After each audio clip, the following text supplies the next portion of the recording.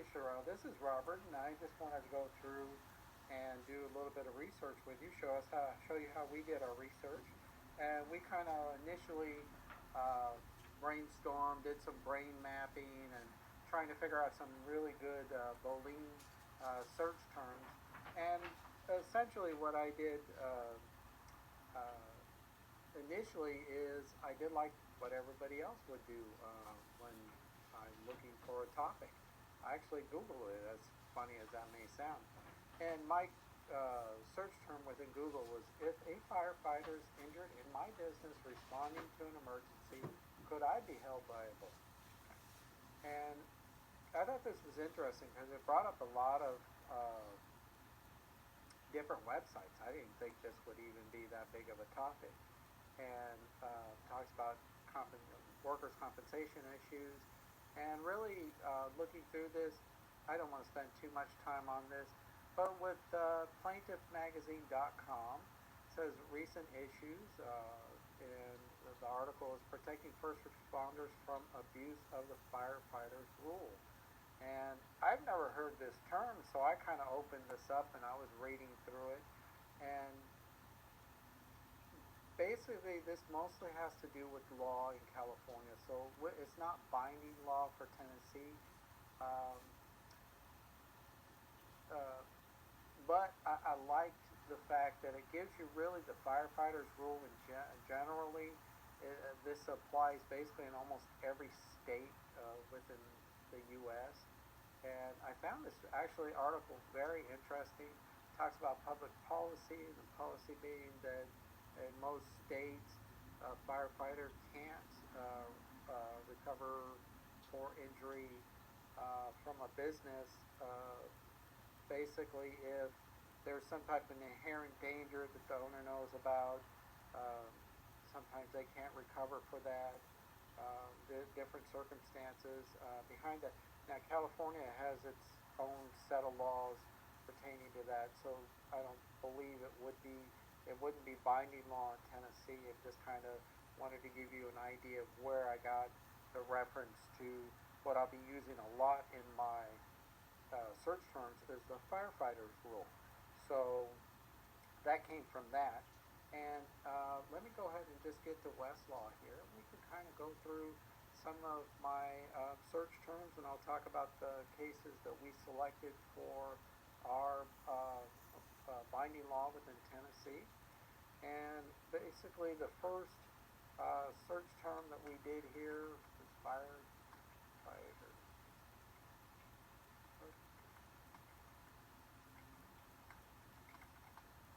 And basically, we in our kind of brain mapping and brainstorming, we came up with some different terms like third-party action, personal injury action, negligence, workers' compensation. But really, I felt like this firefighters rule would really apply to our search terms within Westlaw because this deals directly with firefighters getting hurt in the course of their normal job as a firefighter. We all know that, of course, this talks about the inherent dangers in their job and so forth. So, what really the first case or first search I did was injury.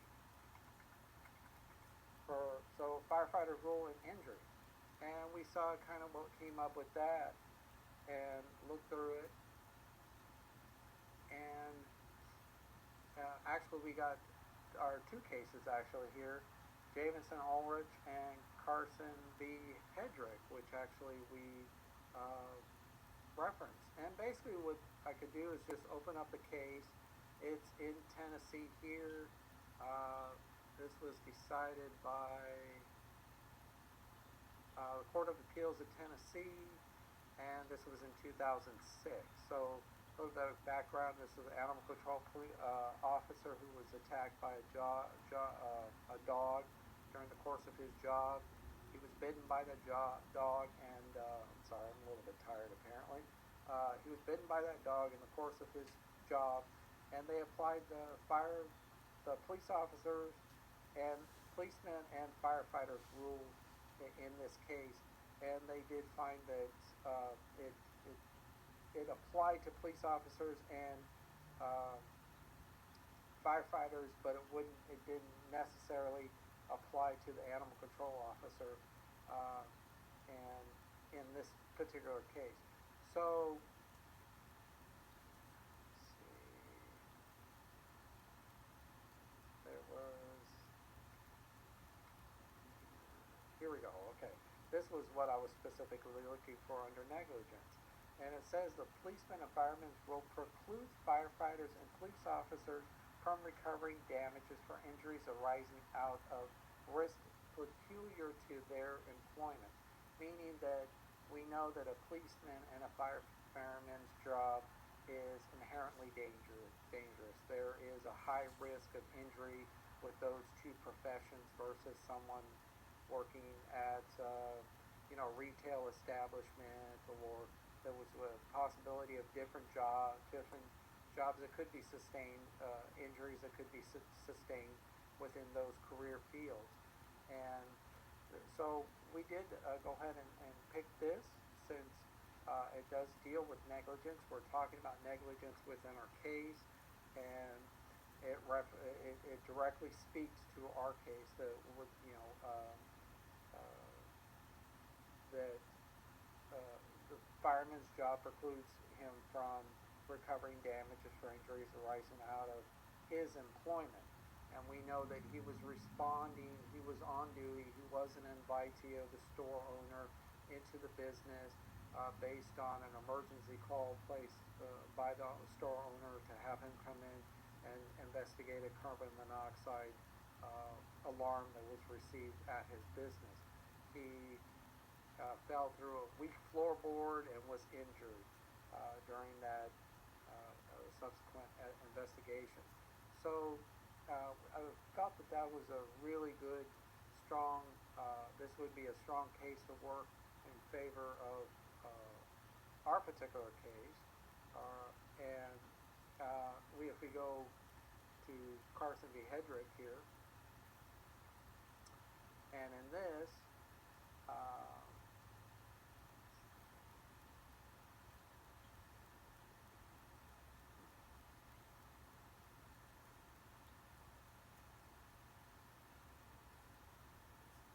okay. And under the negligence here, it says, under exception to policeman and fireman's rule, the citizen has duty to refrain from, either by action or inaction, intentionally, maliciously, or recklessly causing injury to a police officer responding to citizens' call for assistance. The whole otherwise would be to stretch beyond its logical and justifiable terms that policy considers supporting the rule. Not what it was. Oh, I'm sorry. Here we go. I'm looking at the wrong one, of course. And under the policeman and fireman's rule, citizens owe no duty of reasonable care to officers responding to that citizen's call for assistance. Such rule is based on public policy consideration. The citizen should be encouraged to summon aid from police officers, regardless of the citizen's negligence, and should be assured that compensation for injuries suffered by police, or in this case would be a firefighter in the line of duty, would be borne by the public as a whole, meaning that the public insures the police officer and firefighter against their injury, and that should really be sufficient to compensate that firefighter or policeman for his injuries without him going above and beyond or outside of no negligence on a store owner or property owner's part if to allow him to recover additional damages, essentially, or additional monies for damage that he's already been compensated for by the city or the public, is my understanding. And Cherrelle brought up a great idea of looking up for looking for the elements of negligence. Well, we need to discuss that in our research, and she was able actually to find a case, um, and we narrowed the search term down to property owner and liable for injuries,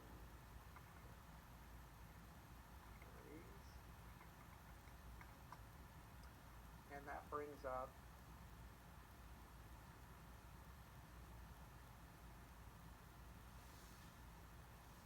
I guess it says my, oh, oops, I'm sorry. I am very tired and I apparently can't type.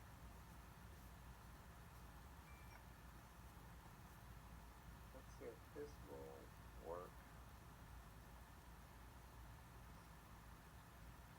And it is actually the Parker D. Holiday Hospitality Franchising Inc. was the case that we chose also. And in this case, it was a hotel patron. His wife was injured by the work of a contractor. And it really speaks to this because under negligence, we know this is a negligence case. Um, and is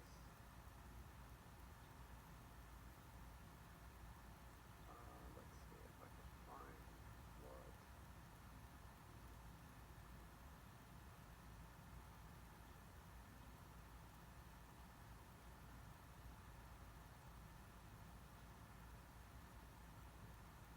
Oh, here we go. Under negligence elements, and what Cherrelle was able to find is this under key site 13 negligence.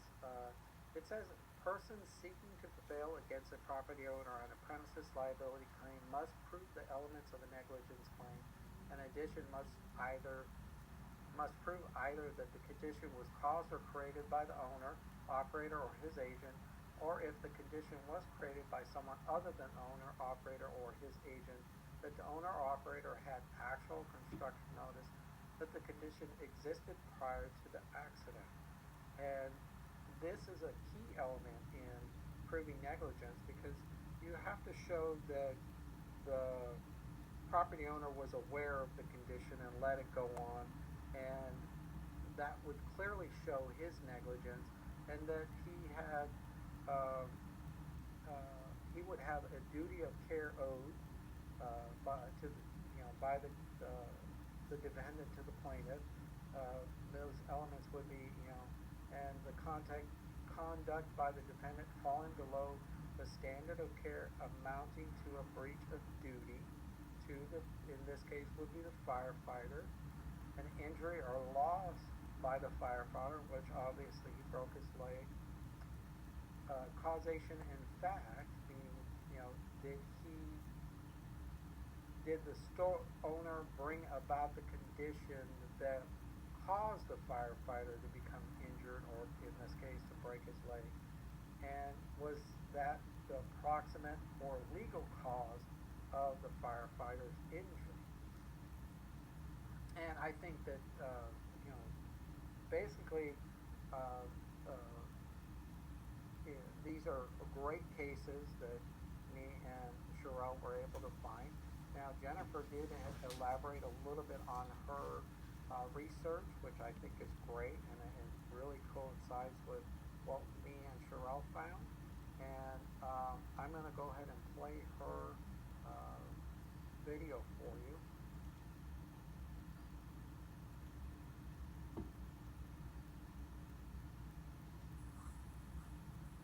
Hi, this is Jennifer, and this is my research part of our presentation today. Um, you will recall we are Group 1, and our research topic is premises liability. We're researching, as you've been told in our presentation, if the fireman enters a business to investigate a carbon monoxide alarm. is the owner liable for injury that the fireman sustained as a result of a weak floorboard? So I went to Westlaw, of course, and I'm logged into Westlaw, and in Tennessee, because that's where I want to be, and because I know that premises liability is what I want to be looking for, and I want those words to always be together, I use the quotation marks to take a first look at just exactly what comes up when you pull up premises liability. And of course, there's 568 cases that relate in Tennessee just to premises liability. So I know that's more than what I want to go through. So I go back and look at my question again, thinking about what my issues are. And really my issue is not just premises liability, but premises liability as it relates to a fireman specifically. So I want to see if I can find a case that relates specifically to a fireman. And I've used the asterisk here because I don't know if it's going to be fireman or firemen.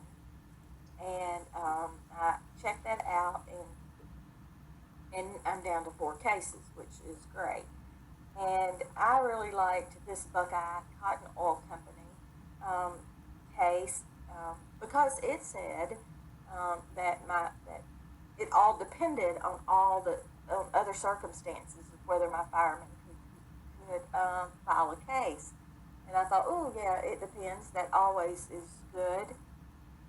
But then I saw the red flag and looked at it and found that this case was abandoned by this Hudson v. Gayton case. So I thought I best, and that was in 1984, and so I pulled up the Hudson v. Gayton case and read through it, and it did talk about Buckeye in here, but the very first thing is that it says in the head notes that it rejects the status distinctions that Buckeye plainly set forth of whether the fireman was an invitee or a licensee. So those common law classifications were no longer a determinative in whether the person could sue, the fireman could sue or not. So I lost my really good case that I really liked. So I had to go back and to look at some research, look at my cases again.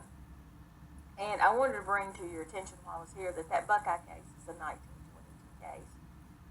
So while I'm looking here, I see something about a fireman's rule in this first case. So I went to this first case. And my system's running a little slow this morning, and so I apologize for that. And I want to see what this fireman's rule is, because it sounds pretty interesting, considering I'm related to my case as a fireman. And it talks about that a citizen owes no duty of reasonable care to police officers. So I clicked on the professional rescuers or firefighters rule, and there are 6 cases listed here. And so I went to this Bridges case, and the Bridges case is a reported case in 952 Southwest 2nd at 841. It is a Tennessee Court of Appeals case in the Western Section in Jackson. And this case goes on to say that this case actually, the widow of a firefighter said that was claiming that all the rules weren't followed, or all the procedures weren't followed by the firemen, or by the fire department, or by the chief or team leaders, and thus her husband got killed. But the case ruled that under the firefighters rule, that policemen and firemen cannot make a claim against a property owner or a landowner if they're there in their line of duty or under the role of what their job is, and that the firefighters rule expects the community, because they're a public servant, to take any liability on that fireman's behalf.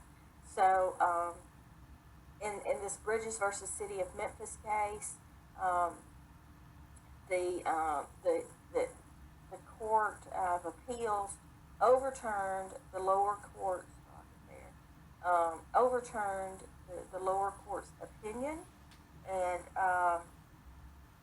denied the claim. And I'll quit going back and forth in a minute. But the case was reversed and remanded back to the lower court to finalize it based on the policeman's or the fireman's rule that they could not make a claim. So that's my part of the presentation. Sorry to be so long. Thanks for listening. All right, everyone. So that is our presentation. And as you probably can tell from the video, we both are all agreed that the firefighter in this case would not be able to prevail in a cause of action against a store owner for injury sustained while reporting to a emergency call at the business. So we don't believe that he would be able to prevail due to public policy and the fireman's rule and firefighter's rule, excuse me. So that is our presentation. I hope you enjoyed it, and take care.